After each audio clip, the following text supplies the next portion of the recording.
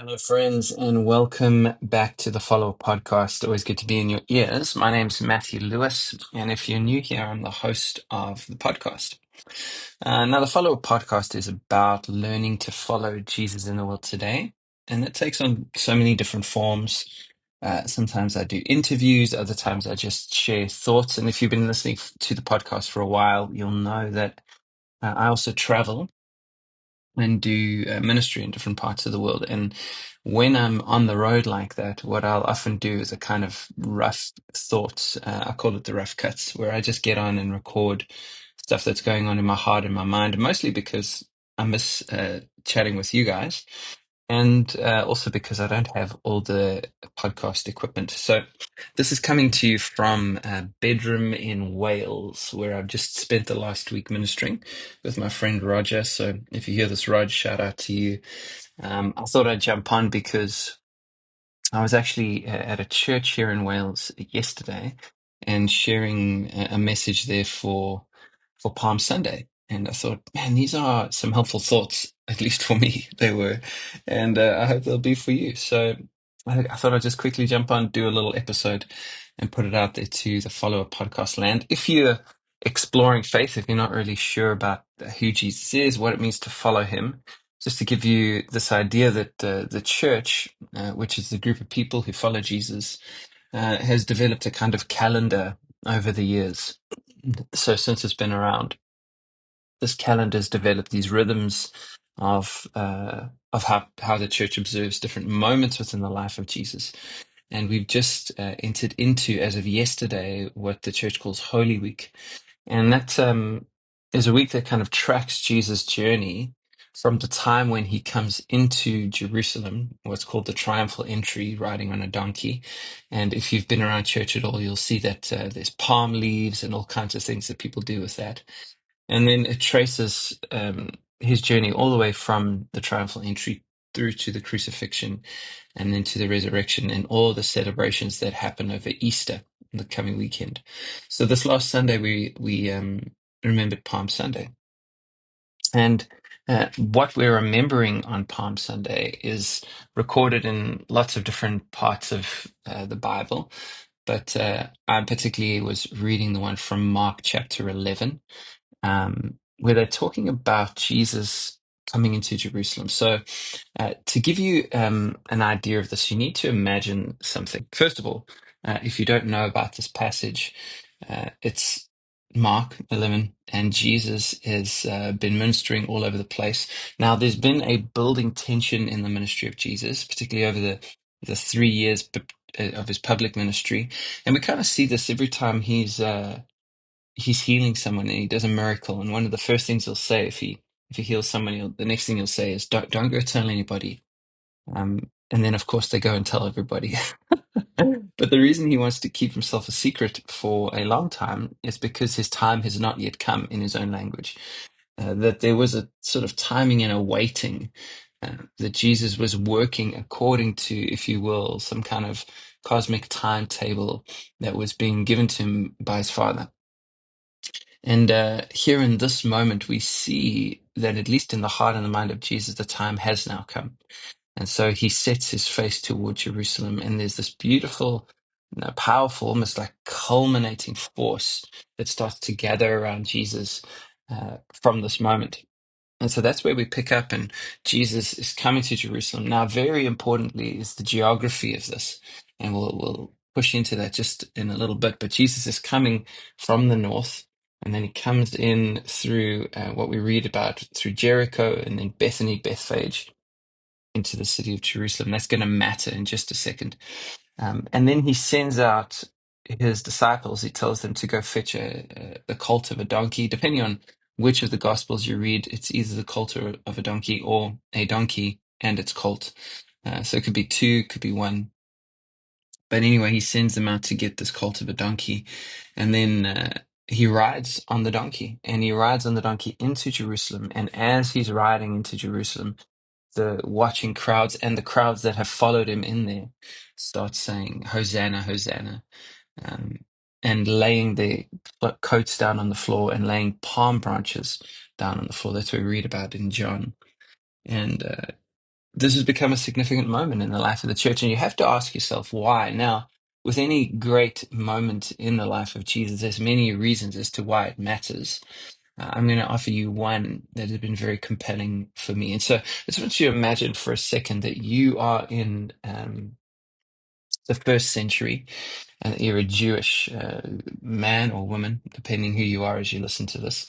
As best as you can imagine that. Imagine dusty streets, old buildings, maybe there's stones upon stones. Maybe you've lived in the city for a really long time and you grew up here. And what you know about your culture, your Jewish culture, is that the city you live in, Jerusalem, is the epicenter of your faith. It's kind of the high society of the Jewish culture.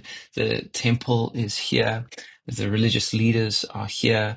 And even the way you talk about people from the north, from the Galilee, it's almost like they're kind of a lower class kind of Jewish person. That's why people would say, can any good come out of Nazareth? There was this Hellenization that had crept into some of the ways that the Jews were expressing their faith there. And so the Judean Jews, the guys who lived in Jerusalem and the surrounding region, they almost looked down a little bit on other Jews further afield who had been tainted in their mind by some of the surrounding cultures. And there were other reasons for that. But basically, you are really proud of your culture. You are here in Jerusalem. Now, you are under Roman occupation at the time, so you're only as free as anyone can be under occupation, but you are a Jew living in Jerusalem and you are looking forward to the return of the Messiah. And this has been a story that's been building in your corporate consciousness for as long as you can remember, really. Remember that if you are this first century Jew, you might not be literate, might not be able to read. You're living in an oral tradition, most likely, unless you went to rabbi school. You probably don't have a scroll in your home, so you don't have like a Bible for your devotional life. You go to temple to hear the reading and explaining of the scrolls, and maybe if you're very wealthy, you might have one, but it's unlikely that you as a common Jewish person have one of these. But you have heard the stories around the fires from your uncles and aunts, your granddads and grandmothers, your fathers and mothers, your brothers and sisters. You've been telling the stories of this God who came and rescued your people out of Egypt, and this God who would come and save you again as a people and free you. And there is this expectation in your mind of this Messiah who's coming. And you are waking up to the beginning of this celebration that's on its way called Passover. Now, Passover is a massive celebration in your mind and in your culture because it marks the day when God rescued Israel out of Egypt. And so every year around Passover, your city, which is usually around 50,000 people, swells in a couple of days to around 200,000 people as Jews from all over the region start flooding into Jerusalem to come and remember Passover and to celebrate Passover. And so you wake up like any morning, except this morning you wake up and you can hear the hum of the people outside, the shuffling of feet.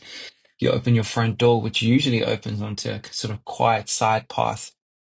But as you open it today, it's not quiet at all. There are just people everywhere, and they are shoulder to shoulder, and they are shoving past one another and squeezing past one another. And you kind of step out into the street and get washed away by this tide of people that are moving toward the main road. And there's children laughing and screaming and bumping into your legs as they run past. And some people are pulling livestock. Maybe they've got goats or sheep, and it's a lot going on here in Jerusalem over this time. Yeah. And so you get shoved and shoveled, you get shoved. I don't know what shoveled is. You get shoved down this little side street, and then you kind of make your way out, and it opens up into a main road that sort of leads from the east of the city all the way through the eastern gate. And as you look up to your left, you can see the temple there. And it is absolutely heaving. There are people everywhere. And just as you're sort of gathering your senses and finding a way that you can make yourself through the crowd to get to the market and buy some breakfast, you start to hear some crying, some shouting to your right. And so you look, and there is this gathering mass of people that are kind of almost moving like water up the street toward the temple. You can't see exactly what it is, but as it gets closer, you see that there is a man seated on a donkey. and he is riding up the street, and on his face is like a very focused. He's very intense, actually, the emotion that's on his face as he rides up toward the temple, and people are shouting, Hosanna, Hosanna in the highest. Now, that word Hosanna in your mind as a Jew, that's a familiar word, actually, because remember, you grew up on the Psalms. Your people pray the Psalms. And actually, there's a whole thought that when you were in exile as a people, as Jews, that the Psalms became your portable temple. And so, man, as a Jew, you would be praying the Psalms all the time. Now, in Psalm 118, verse 25, there's this particular moment where it talks about God saving Israel, and you would have had these psalms in your heart and in your mind, and this idea of God saving, Hoshiana, developed over time to mean salvation, a sort of plea, a cry to be saved by your God. And so these people are crying out, save us, son of David, as they lay palm leaves down. Now, palm leaves in your mind also carry symbolism. In you remember the stories of this guy, King David, who would use palm leaves to demonstrate the idea of victory. And even in the culture that you're in, as you look around, you see that the Romans, they use palm leaves to symbolize victory and power. So here you have these people who are taking palm leaves and they're laying them down, shouting, Save us, son of David. And as you look at this man riding on the donkey, all of a sudden, the rumors that you've been hearing from the people who've been making their way into Jerusalem start to connect like dots. And you remember that people were just last night talking about a man who had been moving around the region, healing the sick and the blind and the lame. And he had been saying so many things that made many people think he might be this long-awaited Messiah. And you think for a second, maybe this is true. You're looking at all the excitement, you're looking at all the passion of the people. You're wondering if, in fact, he is the Messiah. Now, that the idea of Messiah, as we've said, is like built into your consciousness. This is not just some foreign idea. This is built into your story as a people.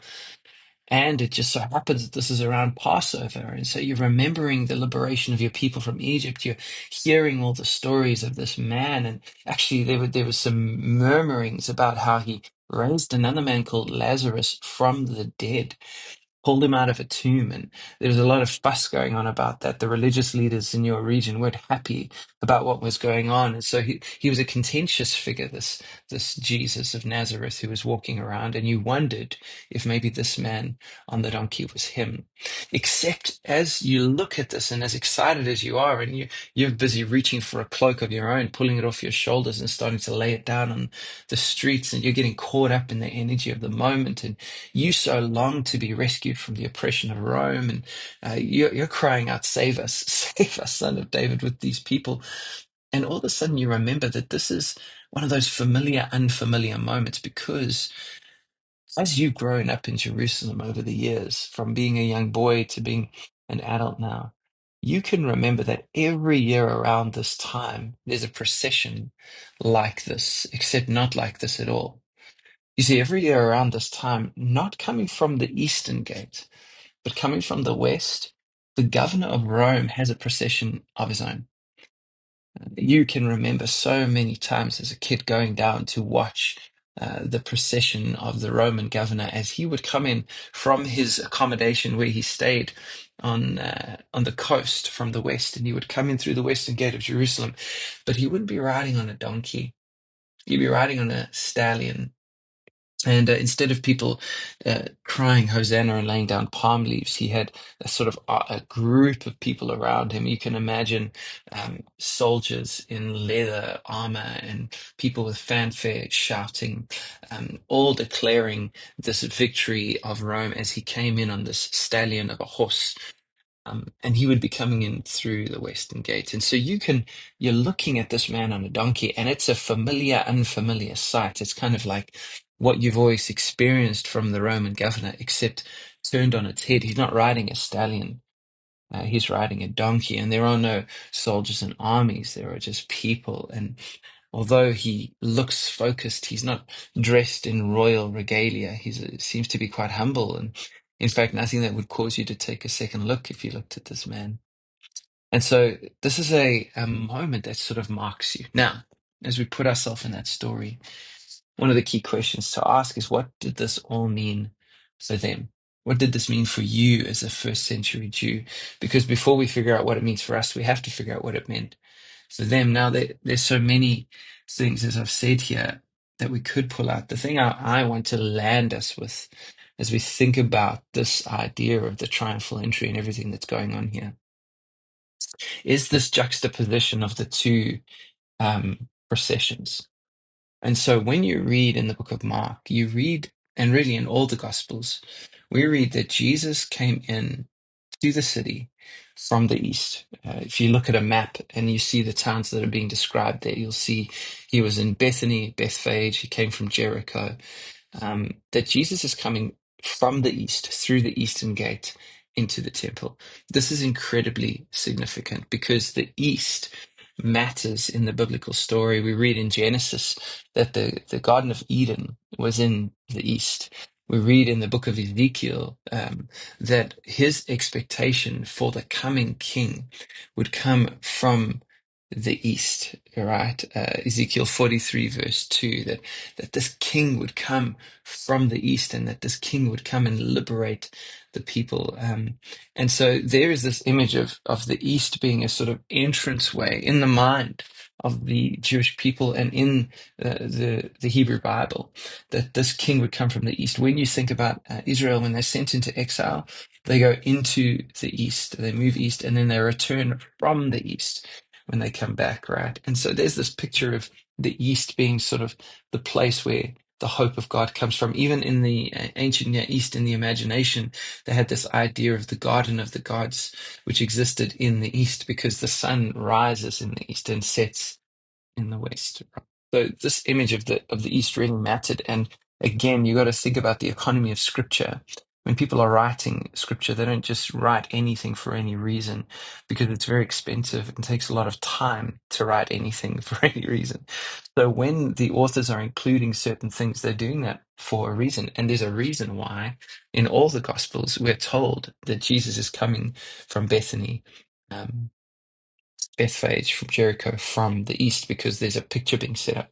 Now, at the same time as Jesus is coming in from the east, every year the Roman governor would come, and he would come at Passover at this time, specifically because this was one of the main festivals of the Jewish people. And this was kind of like a soft demonstration of power.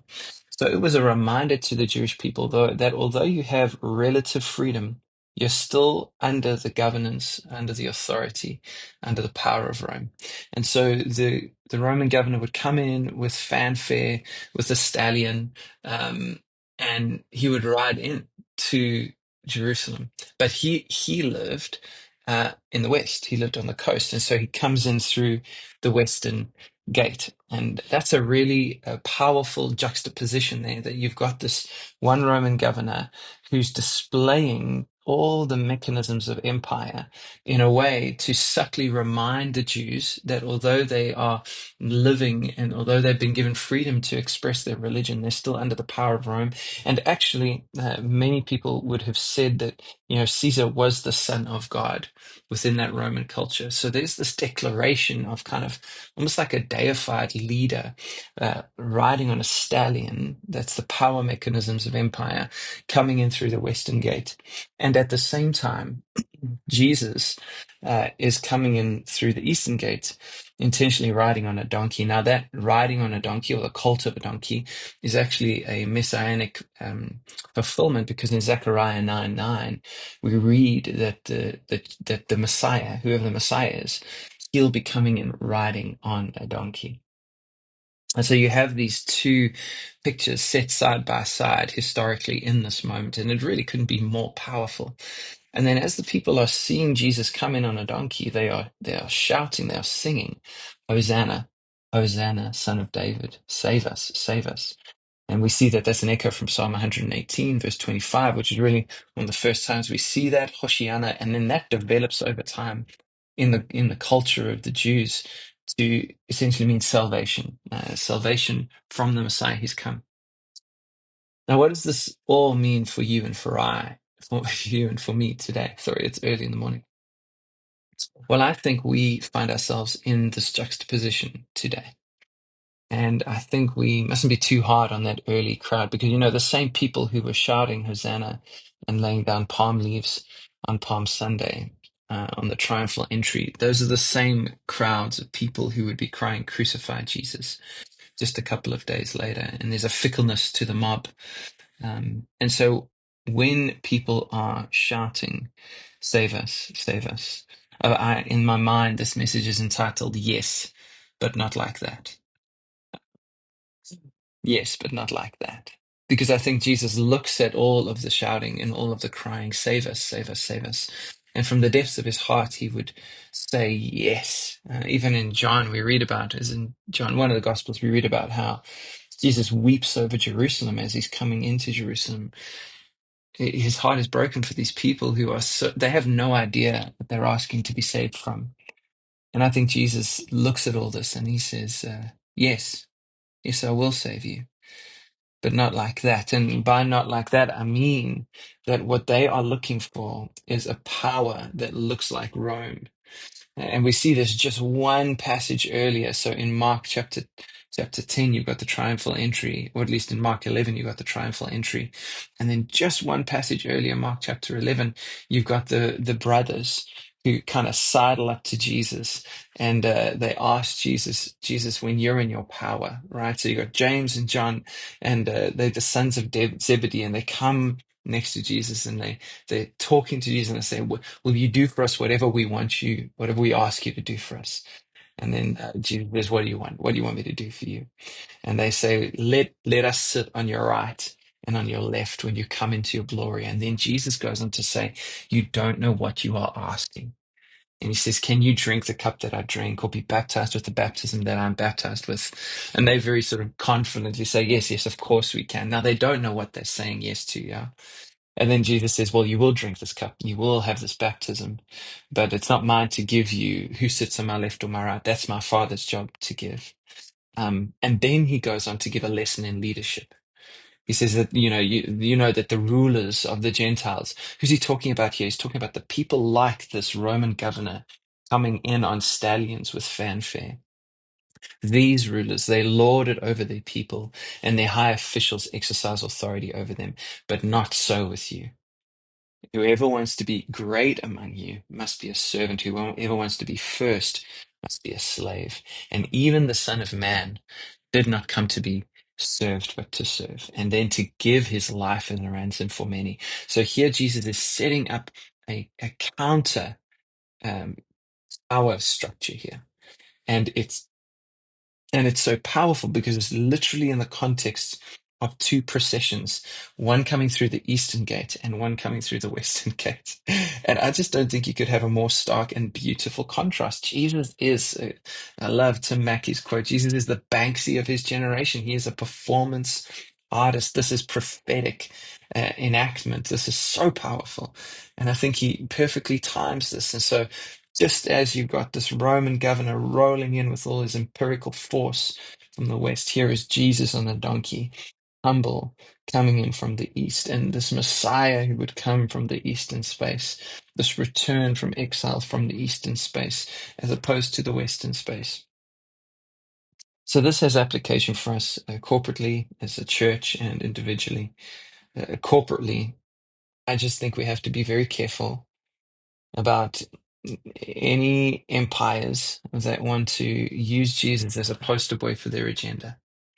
I just think we really have to be careful about that. This has never worked out well in church history. We see Constantine. Yeah, before this, the church is some kind of persecuted but growing minority, and then power gets invested in Jesus, and all of a sudden we have crosses on shields, and people are waging war in the name of Christ, and we know that that's when the church loses its way and its power. And so the mechanisms of empire don't deliver the fruit of the kingdom. They don't deliver the realities of the kingdom. There is a western gate and an eastern gate. We must figure out which one we are riding through. Um, because I think at our time, there is so much temptation to try and get Jesus to sit on a stallion and come through the western gate, to try and leverage Jesus as a brand to sanction our bombs and missiles and guns and violence and separateness and ego and anger. And I just think that the triumphal entry on Palm Sunday directly challenges that idea that Jesus doesn't come like that. He comes from the east on a donkey, humble.